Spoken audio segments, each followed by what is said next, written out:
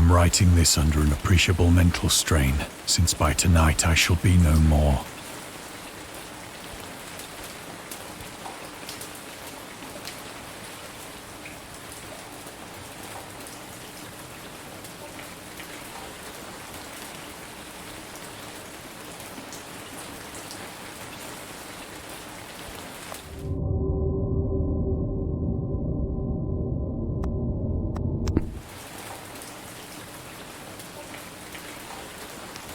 Penniless, and at the end of my supply of the drug which alone makes life endurable, I can bear the torture no longer, and shall cast myself from this garret window into the squalid street below.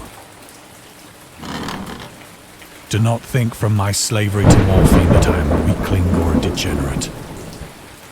When you have read these hastily scrawled pages, you may guess, though never fully realize, why it is that I must have forgetfulness or death.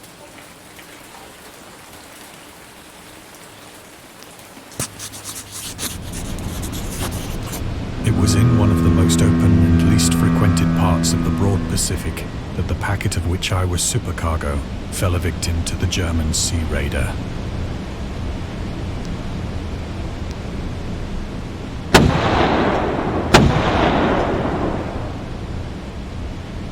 The Great War was then at its very beginning, and the ocean forces of the Hun had not completely sunk to their later degradation. So that our vessel was made a legitimate prize, whilst we of her crew were treated with all the fairness and consideration due us as naval prisoners.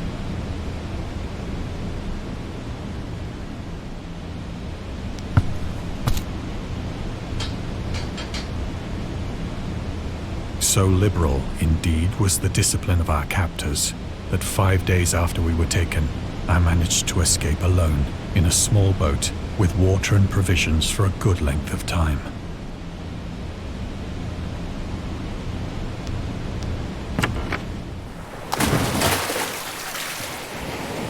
When I finally found myself adrift and free, I had but little idea of my surroundings. Never a competent navigator, I could only guess vaguely by the sun and stars that I was somewhat south of the equator. Of the longitude, I knew nothing, and no island or coastline was in sight.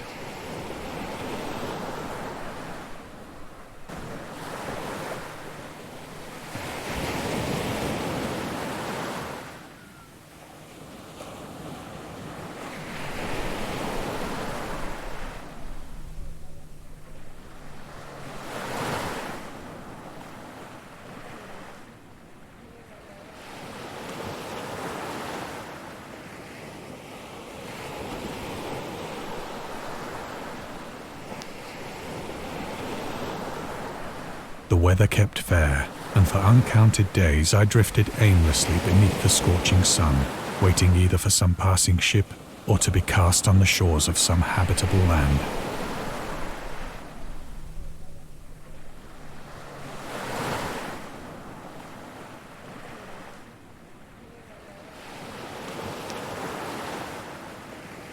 But neither ship nor land appeared, and I began to despair in my solitude upon the heaving vastness of unbroken blue. The change happened whilst I slept. Its details I shall never know, for my slumber, though troubled and dream-infested, was continuous.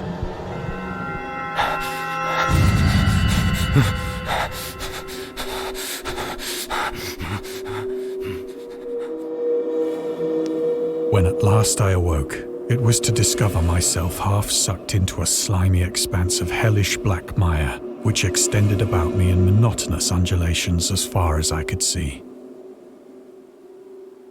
and in which my boat lay grounded some distance away. Though one might well imagine that my first sensation would be of wonder at so prodigious and unexpected a transformation of scenery, I was in reality more horrified than astonished. For there was in the air, and in the rotting soil, a sinister quality which chilled me to the very core. The region was putrid with the carcasses of decaying fish, and of other, less describable things which I saw protruding from the nasty mud of the unending plain.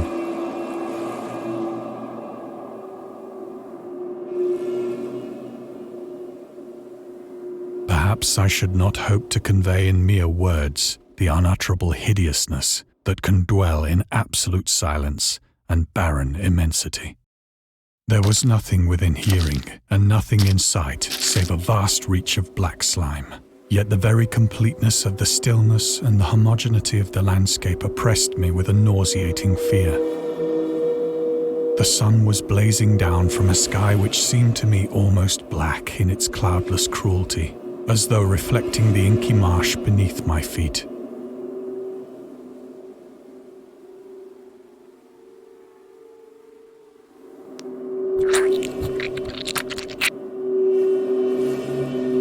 As I crawled into the stranded boat, I realized that only one theory could explain my position.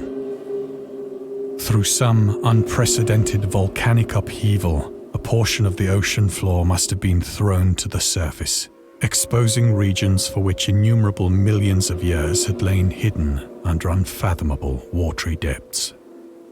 So great was the extent of the new land which had risen beneath me that I could not detect the faintest noise of the surging ocean, straining my ears as I might. Nor were there any seafowl to prey upon the dead things.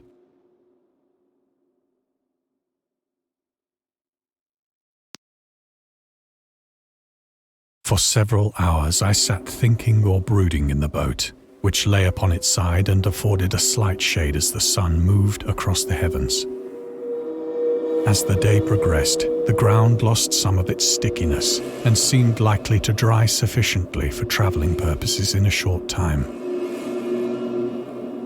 That night I slept but little, and the next day I made for myself a pack containing food and water, preparatory to an overland journey in search of the vanished sea and possible rescue.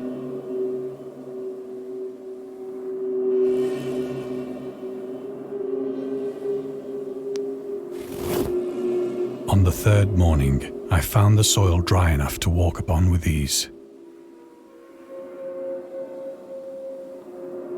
The odor of the fish was maddening, but I was too much concerned with graver things to mind so slight an evil, and set out boldly for an unknown goal.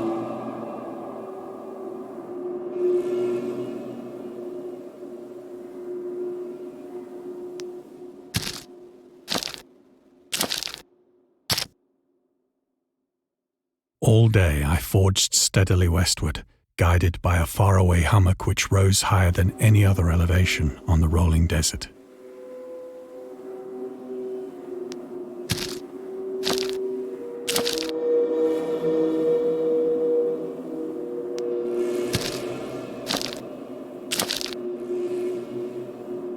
That night I encamped, and on the following day still travelled toward the hummock, though that object seemed scarcely nearer than when I had first espied it.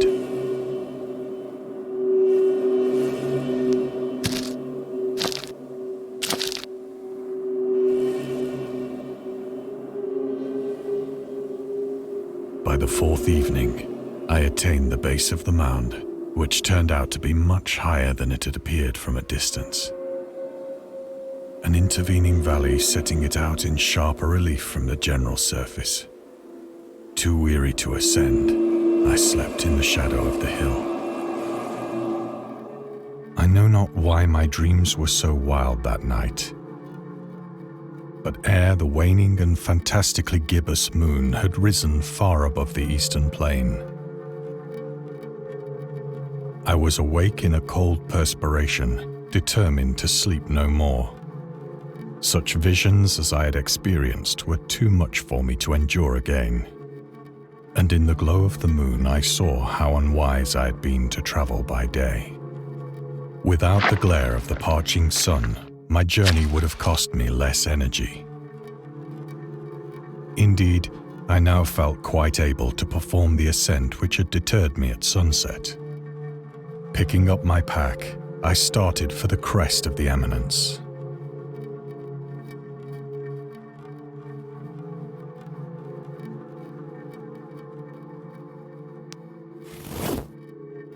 said that the unbroken monotony of the rolling plain was a source of vague horror to me.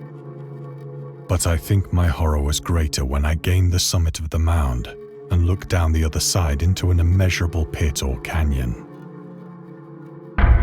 whose black recesses the moon had not yet soared high enough to illumine. I felt myself on the edge of the world, peering over the rim into a fathomless chaos of eternal night. Through my terror ran curious reminiscences of Paradise Lost, and of Satan's hideous climb through the unfashioned realms of darkness. As the moon climbed higher in the sky, I began to see that the slopes of the valley were not quite so perpendicular as I had imagined. Ledges and outcroppings of rock afforded fairly easy footholds for a descent, whilst after a drop of only a few hundred feet, the declivity became very gradual.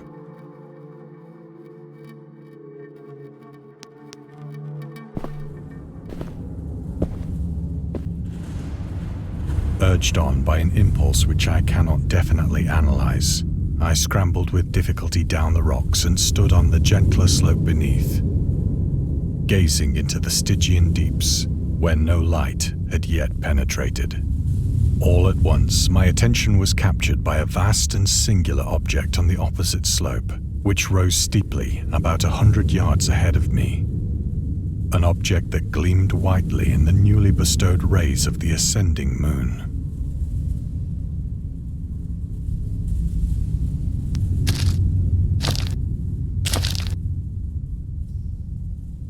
That it was merely a gigantic piece of stone, I soon assured myself. But I was conscious of a distinct impression that its contour and position were not altogether the work of nature. A closer scrutiny filled me with sensations I cannot express.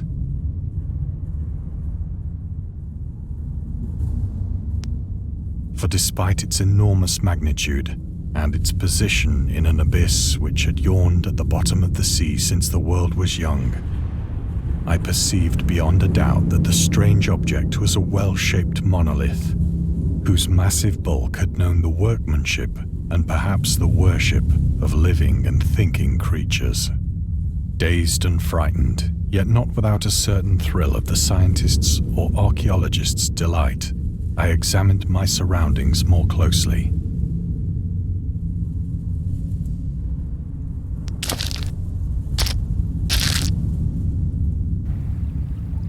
The moon, now near the zenith, shone weirdly and vividly above the towering steeps that hemmed in the chasm, and revealed the fact that a far-flung body of water flowed at the bottom, winding out of sight in both directions and almost lapping my feet as I stood on the slope. Across the chasm, the wavelets washed the base of the Cyclopean monolith, on whose surface I could now trace both inscriptions and crude sculptures.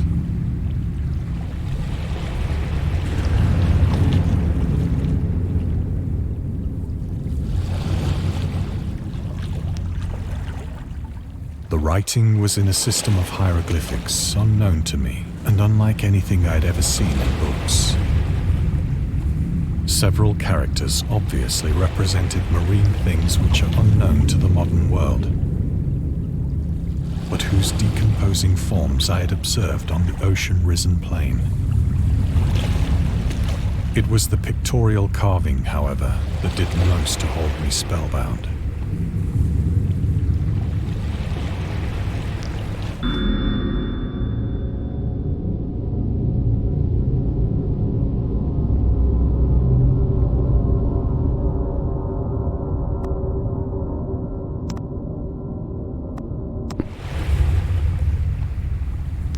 Plainly visible across the intervening water on account of their enormous size were an array of bas-reliefs whose subjects would have excited the envy of a Doré. I think that these things were supposed to depict men, at least a certain sort of men, though the creatures were shown disporting like fishes in the waters of some marine grotto, or paying homage at some monolithic shrine which appeared to be under the waves as well. Of their faces and forms I dare not speak in detail, for the mere remembrance makes me grow faint. Grotesque beyond the imagination of a Poe or a Bulwer. They were damnably human in general outline, despite webbed hands and feet, shockingly wide and flabby lips, glassy, bulging eyes, and other features less pleasant to recall. Curiously enough, they seem to have been chiseled badly out of proportion with their scenic background. For one of the creatures was shown in the act of killing a whale, represented as but little larger than himself. I remarked, as I say, their grotesqueness and strange size, but in a moment decided that they were merely the imaginary gods of some primitive fishing or seafaring tribe. Some tribe whose last descendant had perished eras before the first ancestor of the Piltdown or Neanderthal man was born.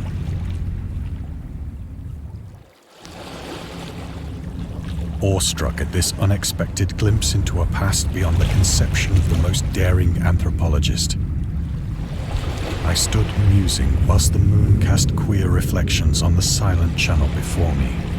Then, suddenly, I saw it. With only a slight churning to mark its rise to the surface, the thing slid into view above the dark waters. Horrendous-like and loathsome, it darted like a stupendous monster of nightmares to the monolith,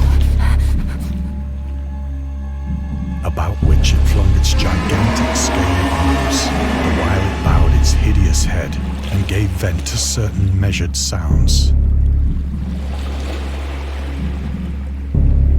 I think I went mad then. Of my frantic ascent of the slope and cliff, and of my delirious journey back to the stranded boat, I remember little.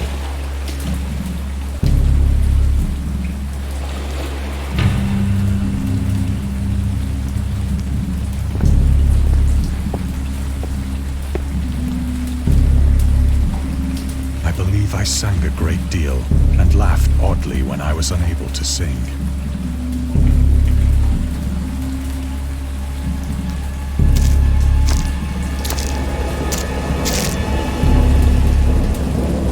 I have indistinct recollections of a great storm sometime after I reached the boat.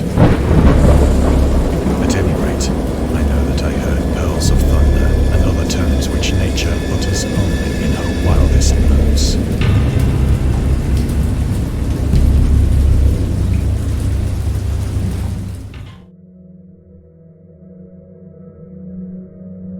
When I came out of the shadows, I was in a San Francisco hospital, brought thither by the captain of the American ship which had picked up my boat in mid-ocean. In my delirium, I had said much, but found that my words had been given scant attention. Of any land upheaval in the Pacific, my rescuers knew nothing, nor did I deem it necessary to insist upon a thing which I knew they could not believe.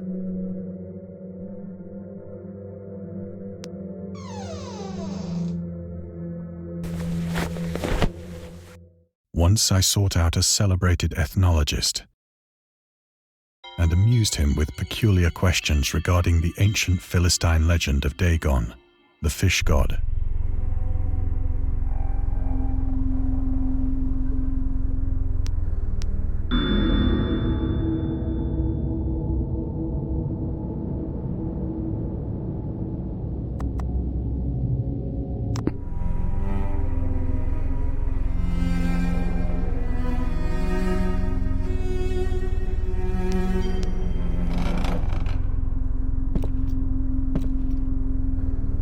But soon perceiving that he was hopelessly conventional, I did not press my inquiries.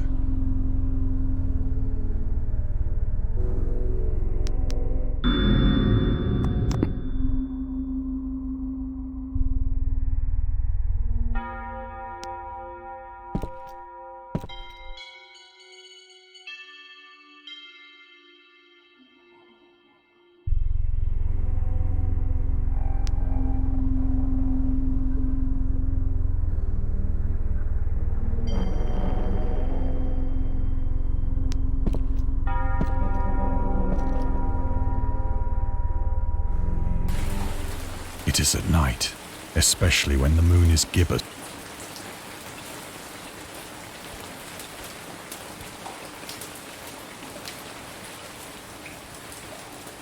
I try, but the...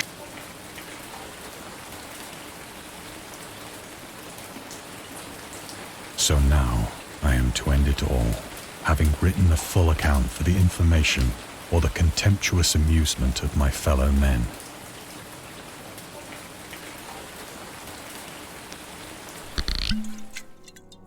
Often I ask myself if it could not all have been a pure phantasm.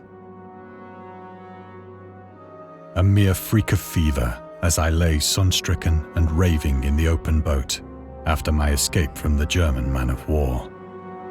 This I ask myself, but ever does there come before me a hideously vivid vision in reply. I cannot think of the deep sea without shuddering at the nameless things that may at this very moment be crawling and floundering on its slimy bed, worshipping their ancient stone idols and carving their own detestable likenesses on submarine obelisks of water-soaked granite. I dream of a day when they may rise above the billows to drag down into their reeking talons the remnants of puny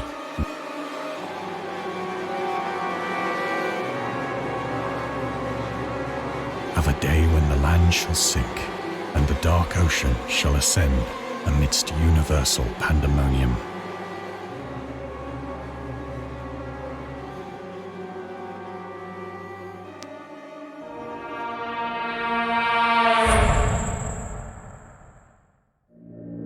The end is near.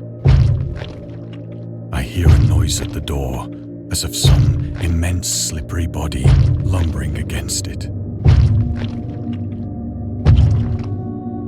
It shall not find me.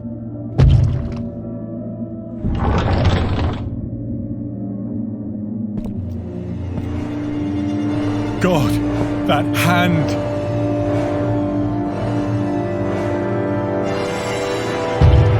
The window! The window!